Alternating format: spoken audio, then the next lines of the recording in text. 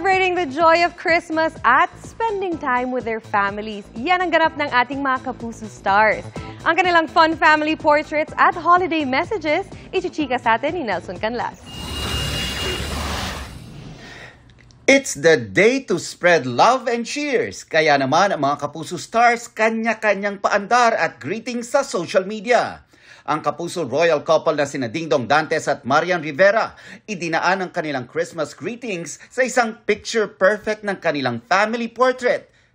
Kasama ang mga anak na sina Zia at Sixto. May pa-house reveal naman si Barbie Fortesa sa IG. Ipinost ng Kapuso Primetime Princess ang ilang parts ng kanilang bagong bahay kung saan nag-Noche Buena na sila kasama ang kanyang pamilya at boyfriend na si Jack Roberto. Next naman ni Rocco Nasino ang kanyang family of 3 sa isang series of cute Yuletide photos kasama ang asawa na si Melissa at cute baby na si Izzy. Sa travel naman idinaan ang Christmas celebration ng family ni Beauty Gonzalez kasama ang mister at unika iha. Sa kanyang caption, sinabi niyang ang Kapaskuhan para sa kanila has always been a time for escape.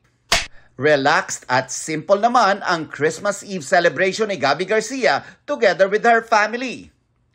The best Christmas gift is togetherness para kina Aisel Santos Zambrano. Sa IG post kasama ng Kapuso singer ang kanyang mag-ama na sina Mark at Sandrine.